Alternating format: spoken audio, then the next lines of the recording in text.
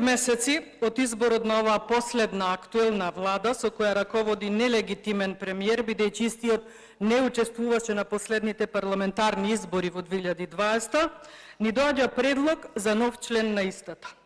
И ова не е на предлог на премиерот, туку е резултат на оставката на Милевски, кој јасно и јавно кажа дека не се согласува со источно-соседската интервенција и уцена за промена на нашиот устав како единствен услов за влез на Македонија во Европската Унија.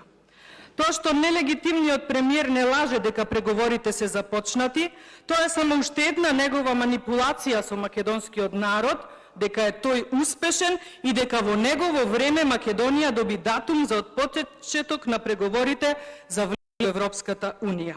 Вистината е дека во негово време Македонија стана најзависна од уцени и најпонижена од страна на сосед кој требаше да биде добар, пријателски и да соработува со нас.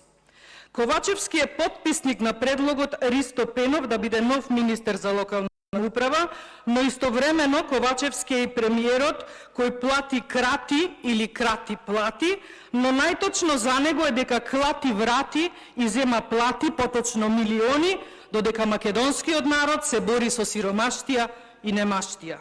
Јас најискрено, после онаа драматична на пресконференција на вратоклатачот Ковачевски, која ја одржа доцна ноќта пред точно 4 недели, очекував да се свика итна пленарна седница уште на 29 септември и да ни се понудат предлог законски решенија за излез од економската и енергетската криза. Дури минатата недела, значи 3 недели после итниот прес, ни стасаа такви предлози од страна на вратоклатачот. До ден денешен од истиот имаме само околу 40 на предлог закони кои се дело на неговиот изминат 9-месечен мандат, за кој се фали дека е успешен, освен што опозицијата му ги блокирала законите. Од една страна се подсмева и вели дека не е успешна нашата активна блокада, а од друга страна се жали на неконструктивна опозиција.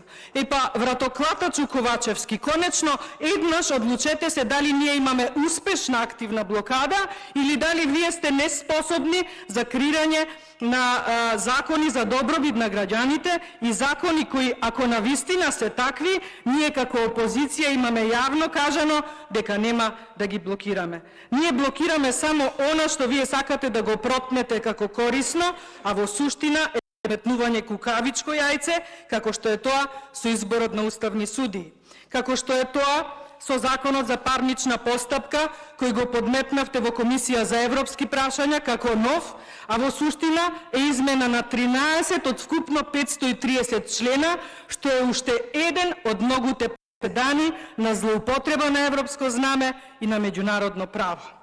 Како што е тоа со законот за Академија за судии и јавни обвинители, како што е тоа со целокупната ваша немарност и незаинтересираност за вистинската мака на граѓаните, а тоа се економската, енергетската и топлинската криза во Македонија. Јас навистина жалам што вие немате капацитет и моќ да направите една суштинска и реално потребна реконструкција на вашата влада. Вие да сте навистина заинтересирани и загрижен за актуелната состојба во Македонија, прв предлог што требаше да ни го доставите, требаше да биде промена на министрите кои ја водат во пропаст економијата. Втор предлог требаше да биде промена на луѓето кои ја водат надворешната и европската политика.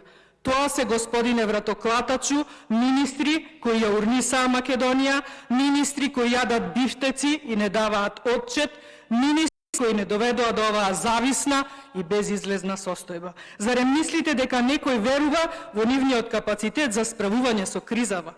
Зарем мислите дека граѓаните на Македонија досега знаеа кој раководи со ресорот локална самоуправа или пак ги интересира кој одсега ќе раководи со овој ресор? Па само пред 2 недели, во еден ист ден, ви се случија 4 катастрофални скандали на вашите луѓе. Еден од нив бевте и вие со вашата изјава за платење на кратите. Вториот беше Маричич, кој се црвенееше и виткаше глава пред ЕУ амбасадорот Гир на новинарско прашање за неговите прочуени бифтеци. Третата беше господјата министерка за култура, слика и прилика на она од Бранислав Нушич. Станала министерка за култура и подпредседателка на партија, а не беше во состојба ниту еден капитален проект од културата да наброи. Не беше, затоа што и нема такво нешто во македонската култура.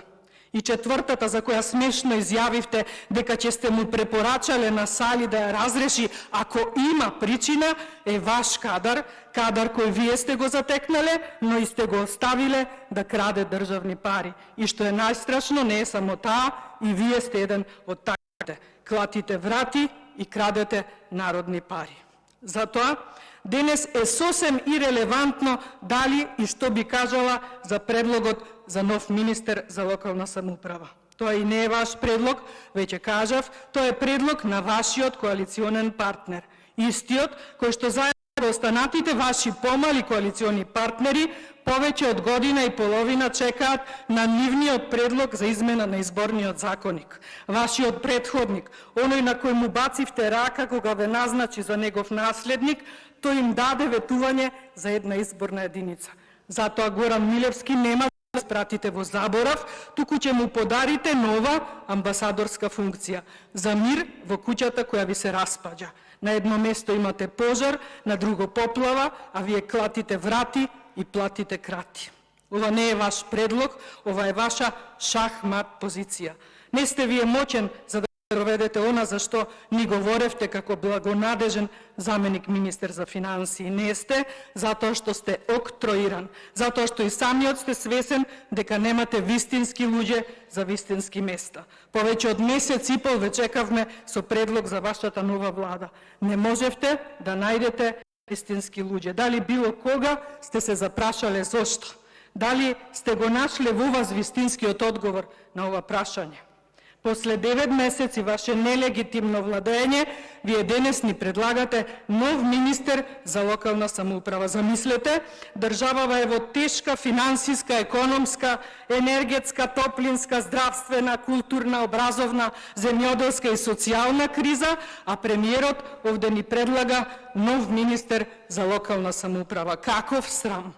Затоа немам некој посебен збор да кажам за вашиот наметнат предлог од страна на вашиот коалиционен партнер, затоа што тоа е класичен дефокус од реалната криза.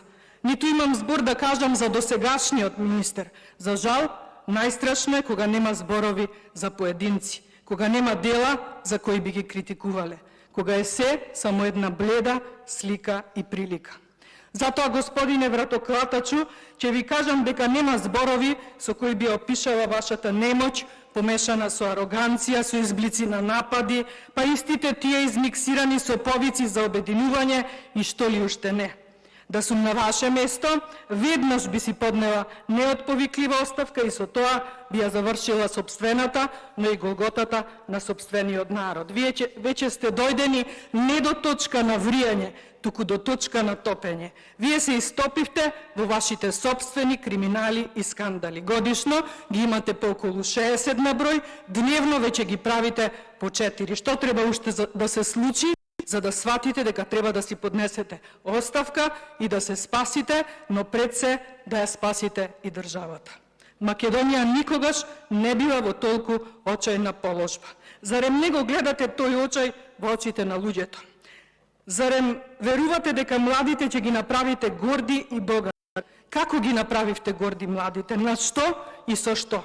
Горди на секојдневните понижувања или горди на катастрофалниот образовен систем, можеби? А како ќе ги направите богати? Со платење на кратите или со испраќање по белиот свет? Нивните родители секој ден стрепат да не го изгубат работното место или чекаат прво вработување, а не пак младите. Кога младите ќе стигнат на ред со вашиве политики? И сосем за крај, ќе го споменам кандидатот за нов министер за локална самоуправа, тоа е Ристо Пенов. Дипломиран економист и магистер по правни науки, пратеник во 2 мандати и градоначалник во 2 мандати. Имам неколку совети за него.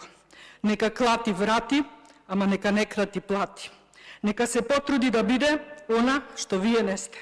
Нека прави се што вие не правите.